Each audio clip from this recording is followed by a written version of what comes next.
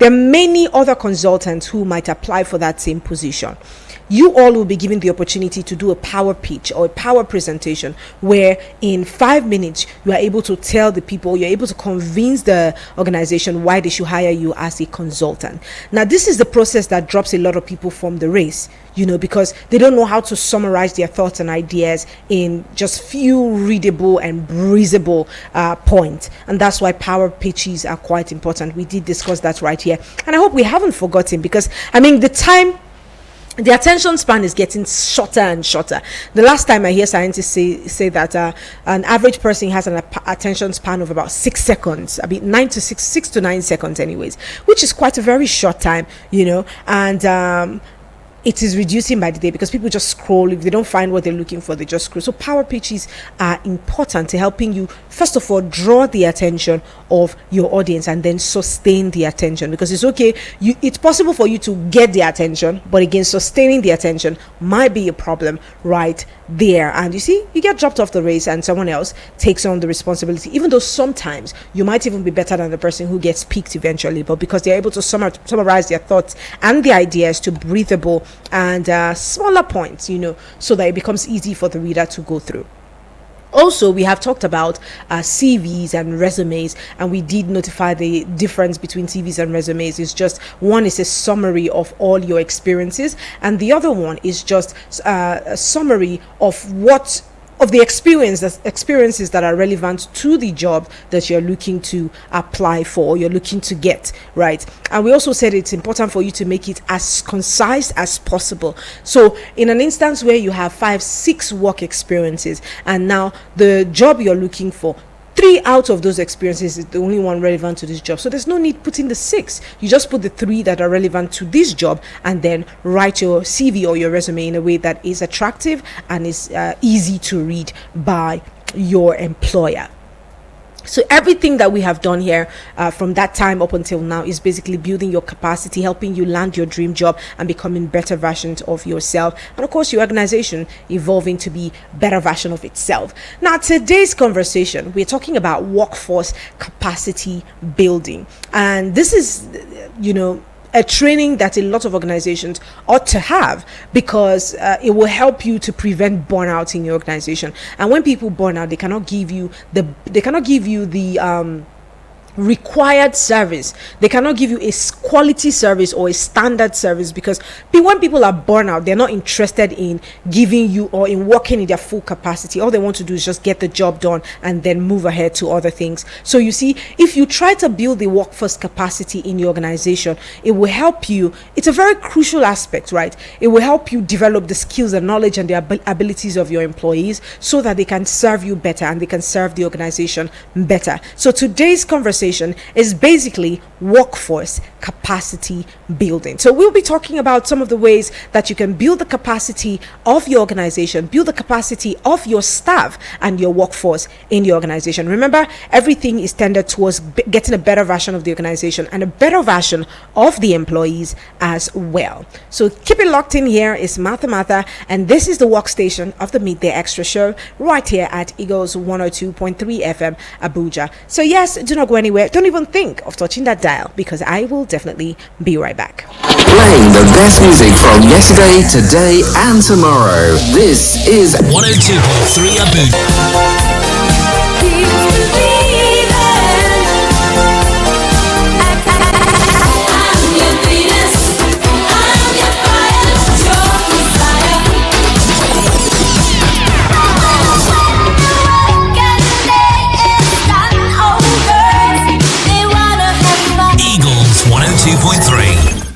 All I have to say about what we'll be discussing today, it is tested, approved, and you can trust all of these things because it was developed by scholars who understand workforce capacity building. And one of these scholars happens to be Pandora Enterprise Project, and these people look forward to developing, the workforce of every community, workforce of organization as well. Now let's talk about workforce capacity building. What is workforce capacity building? And it is a crucial aspect of any organization that is workforce capacity building. It is a crucial aspect of any organization, and it involves developing the skills, the knowledge, and abilities of employees to improve their performance and productivity. I'll take that again. Workforce capacity building is a crucial aspect of any organization, and it has to do with basically developing the skills, the knowledge, and the abilities of employees so as to improve their performance and their productivity. Now, evidence shows that effective workforce planning is essential to enable a strong and capable workforce. So if you're trying to build a workforce for an organization, right?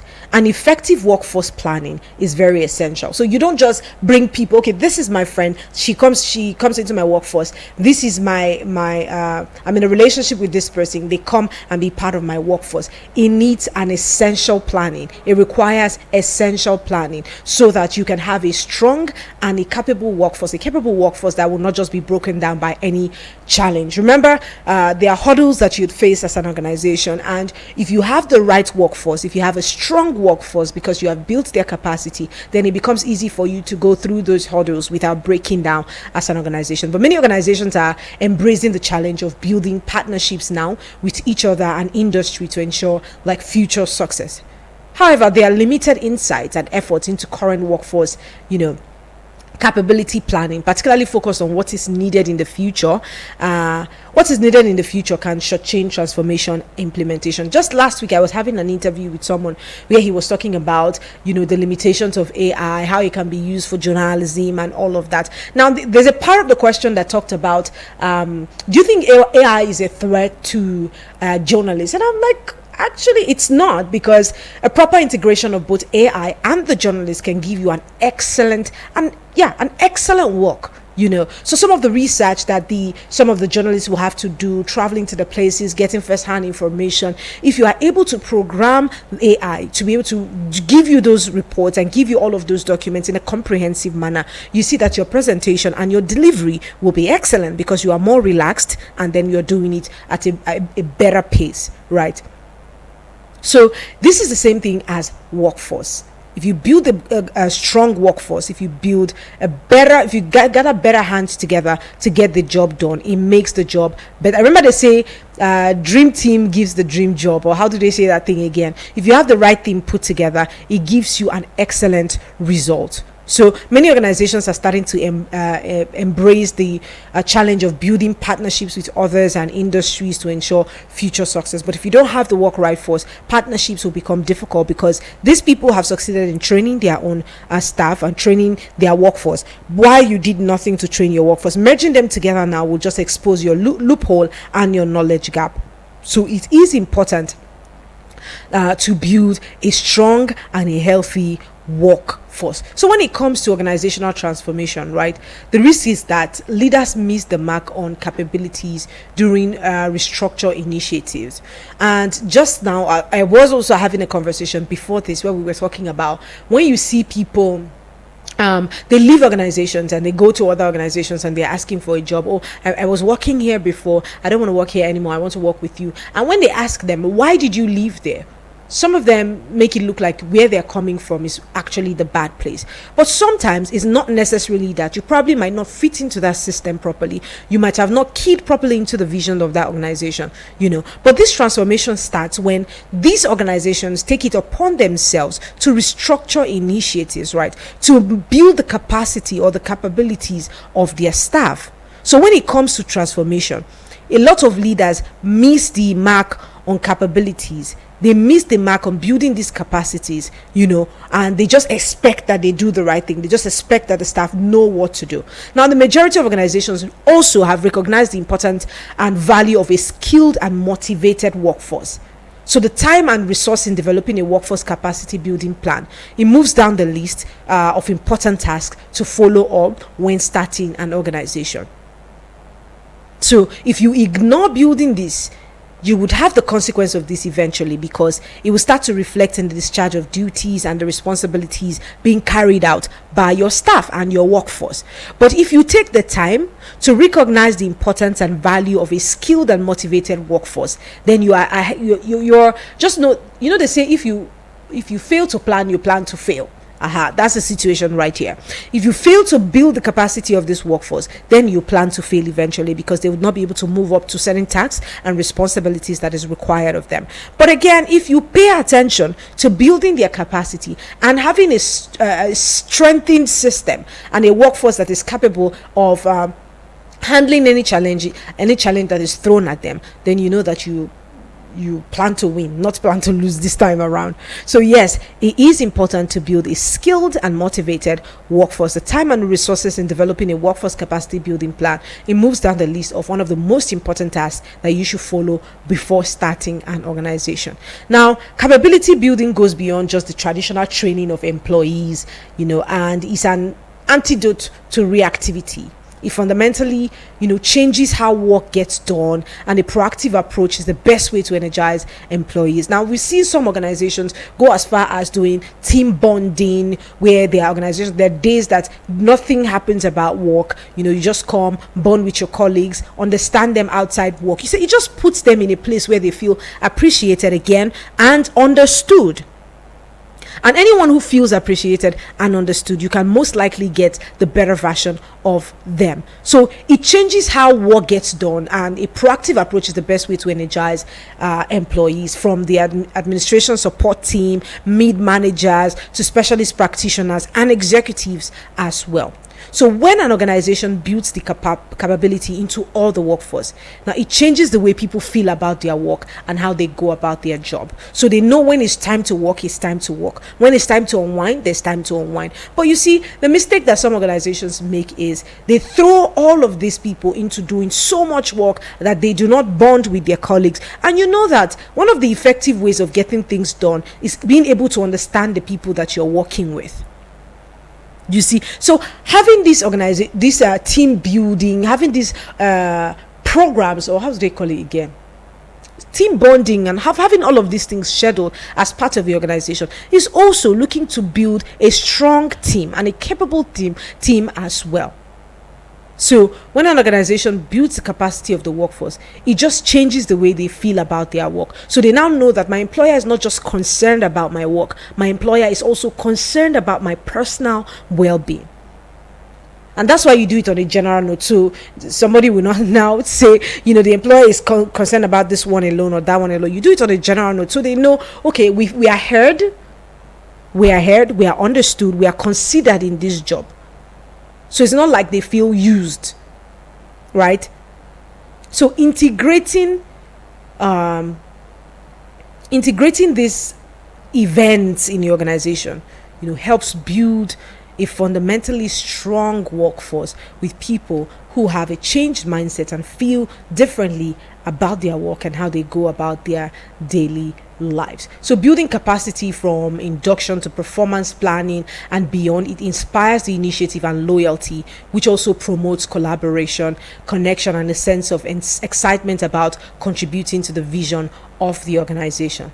So if I think that building a workforce requires you to also hear that if you are in the position where you are leading and it's your responsibility to build this workforce.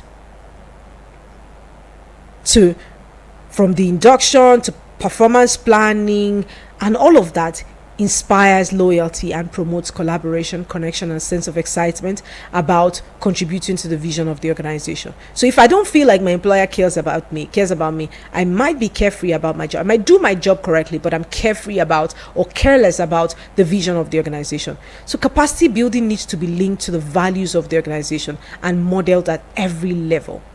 Now we'll be talking about some considerations that can assist in planning capacity building. There are certain things that you can do to enable capacity building. There are some things that you can put into consideration. It will assist you in planning a capacity building for your organization. So yes, please keep it locked in. It's Martha right here of the Midday Extra Show. Do not go anywhere. I will be right back. FM Abuja, this is your radio experience you can count on. And if you're just joining us on the show, this is the workstation segment of the show. Now, basically what we do here is talk about how to build yourself up to capacity, and of course how to become better versions of yourself. I say better versions all the time because I don't believe there's a best version of yourself. Time and situations and experiences reveal, just a better version of you. And yes, this is how it's meant to be. Every single day we evolve, every single day we learn to become better and do our jobs better and just function better, basically. So yes, this entire segment is dedicated to ensuring that we become the better versions of ourselves that we would love to see, and then maybe years from now we give ourselves a pat on the back and be like, you know what, you did try. As long as you're able to thrive and do all that you were able to do, of course you did try. Now, for today's conversation, we're talking workforce capacity building. And I did mention the fact that it is a crucial aspect of any organization, and it involves developing the skills, the knowledge, and the abilities of employees to improve their performance and productivity level. Now, according to evidences, it was proven that an effective workforce planning is very essential to enable a strong and a capable workforce, so that you are not just bringing in people that you're familiar with, because there's something about hiring people because you know them and hiring people because they can deliver the job. Most of us, we make the mistake of hiring people that are family, that are friends, because we know them and we just want them to be part of what we're doing. But sometimes it might not be the right approach to building a capable workforce, or a capable workforce. It might not just be the way to building a capable workforce. So personally, I would rather have professionals who can do the job, and get the job done properly, and from it, and then give to people that are close to me. Except the people who are close to me, my acquaintances, my friends or family, are professionals too, and they understand the nitty-gritty of doing their jobs rightly and effectively as well. Many organizations are embracing the challenge of building partnerships with each other and industry to ensure, future success. Now, when it comes to organizational transformation, like I did say earlier, the risk is that leaders miss the mark on capabilities during restructure initiatives. Now, while the majority of organizations recognize the importance, and the value of a skilled and motivated workforce, the time and resources in developing a workforce capacity building plan moves down the list of important tasks to focus on. So while we're looking at having people valued and skilled and motivated in our workforce, it is also important that we build their capacity and create a plan, structure a plan that can build their capacity so that they can take on important tasks and responsibilities as well. Now, capacity building needs to be linked to the value of the organization and modeled at every level. A capacity building training I'll be doing for people who are in the infrastructure system is quite different from that which you'll be doing from a journalist standpoint of view. So everything should be linked to the values of the organization, the vision of the organization. This is what you build the capacity of the people to be able to assist in, So if you want to build the capacity of a journalist, you would not bring a builder to start to teach them. Although they are best practices, they are generally accepted ideas, that can fit into different organizations at different times, but every idea and every value is tailor-made to the organization. So it will be most important for you, and it will be most profitable for you to build the capacity of your workforce based on the values and the vision of the organization and modeled at every level. Now, next we're going into some considerations that can assist in capacity building, and one is the leadership role modeling. And leadership is one important role in every organization. And I say that everybody is a potential leader. Every single person is a potential leader, and it is important for us to know the power and the influence that we wield as leaders so that it will help us do our jobs rightly. Leaders at every level is involved and engaged as part of the visioning, the thinking process, and the planning, role modeling in every organization. Now, it has been evidenced that critical to organizations management, change management as well. So one of the things you should consider in capacity building is leadership role modeling.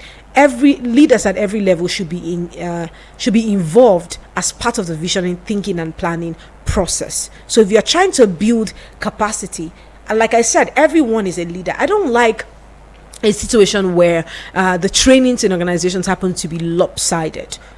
so much so that they just train a particular set of people. These ones, I already see them as leaders. So in any case of emergency, in any case of replacement, we already have the people we will pick from. I think the leadership training and the role modeling training should be done sporadically across departments, across different phases of the organization. But whatever the case is, the leaders at every level should be involved as part of the visioning and thinking and planning process for every organization. Now, timing and planning also is one of the considerations that can assist in capacity building, in planning capacity building. Take the time it allows for consultation, improved communication, and implementation as well. So I'm trying to build capacity of an organization, right?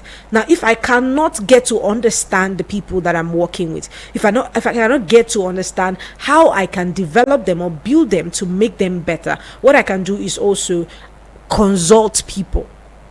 There are people who are masters in this field, people who are masters in different areas. Is it the communication aspect, the procurement aspect, the budget and planning aspect? Seek to employ the services of a consultant who can help you to time and plan towards having an organizational change management as well. Now, the third thing that you can do if you're looking at building capacity, the things that you can do, yes, in the planning process, is engagement.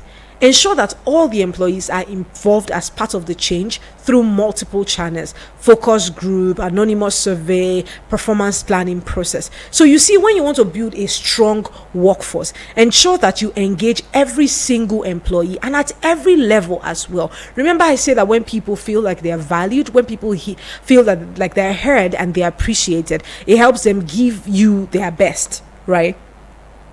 It also helps you command the loyalty of these people.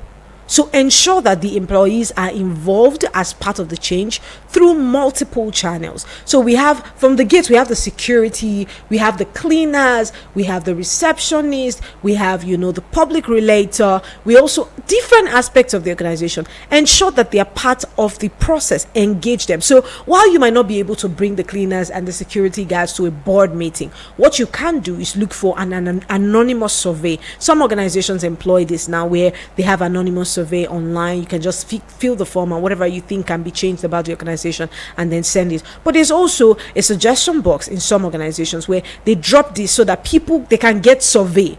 So you don't need to write your name there if you're afraid that you might be victimized later on. So since you know that these people cannot get into the boardroom, also look for a way to engage them in the process. So ensure that employees are involved as part of the change through multiple channels such as focus group, anonymous survey, and the performance planning process. This is one of the ways that you can, the considerations that you can make that can assist in planning capacity building for your organization. Something you can also do in the planning process is collaborate. Now, we downplay the power of collaborations because we don't fully understand what it is. That might just be a complete conversation on its own. But collaboration is very important because where I'm lacking, someone might be full in. So collaborating with that person or partnering with that person. Now I have someone who can cover up for my flaws, and they also have someone who can cover up for their shortcomings. You see, it's just each other complementing, one person complementing the other where there's a need for a complement. So collaboration is important. Work with people and culture and teams. Increase collaboration to inspire ideas from different contexts and experiences. And you see, in school then, there used to be like an exchange program. That's what they used to call it then. It's like an exchange program where the schools from here, they go abroad, and students from their schools abroad, they come to Nigeria for a period of 6 months. You see, so there's a collaboration between these two schools. Now I'm understanding the people and the culture of the people I'm going to be, going to on an exchange program with. So the people who come to Nigeria, they also try to understand the culture and the teams and the modes of operation here in Nigeria. It's the same thing with businesses. Increased collaboration can inspire ideas from different contexts and experiences. So we are both in agricultural firms, right? But this person has a better mode of delivery. I take my staff there to understand how they do what they do, and they send theirs over to this place to learn what I'm getting correctly. So I'm a master in communication in my own agricultural firm, so I know how to pass across my information to the target audience, right? But they are having, should I say, they are having an enormous turnout, but I'm lacking in that area, but they're also lacking in the area of communication. That exchange program or that collaboration can help build my workforce better and build theirs even better. So it is important for people in the same industry, people in the same field, to increase their collaboration level so that they can inspire ideas from different contacts and experiences as well. Now also, you can use existing knowledge based on the most experience. So how can this be incorporated into capacity building to shape leadership? This is one of the things that you should consider in planning a capacity or workforce capacity building. Now, some other thing that you can do is communication planning. Messages are very powerful. Key messaging is very thoughtful and timely for the beginning of the process to manage expectations and anxieties as well. So you need to plan your communication. How do I pass this message across to these people? Messaging is very thoughtful and timely. There are ways you pass across messages from people that they might never want to hear you again. And if you pass a message across to people in a way that they can understand. Now, there are these NIP cards I see people start to teach children with these days. It's from an initiative. I can't remember the name of that initiative, but they teach children through the use of games. This is also one way and one method that can be employed in the capacity building, workforce capacity building in organizations. Key messaging, thoughtful ways of passing across messages to the people from the beginning of the process to manage their expectations and any anxieties they might have eventually. Now, implementation. Allow time. Don't push capacity building. This entire process of planning is to enable you. How do I put that now? The entire process to enable you get ample time to gather the people that you need so that you can build them up to standard. So allow time, give it time. You don't just build people up to standard almost immediately. It takes time to build people up to standard. So give yourself a time frame. As an organization, I am going on this workforce capacity building process. I understand that it will last for 3 weeks, but I cannot get results as quick as 3 weeks. I might start to get the results 1 month, 2 months, or 3 months later. So allow time in the implementation process. Craft your implementation plan and incorporate communication. What is involved in implementing into existing mechanisms? For example, regular team meetings, governance, workforce development focus groups to remind you every single time why you're doing what you're doing, why it is necessary, and what you can do to make it better. So it is important. Capacity management is very important. It is a project management, is a resource allocation technique, and by using capacity management skillfully, organizations raise the chances that the availability of team members and freelancers ready to work can match the demands for their professional skills to be met. And their professional skills can be used to meet strategic goals as well. So capacity management is very important.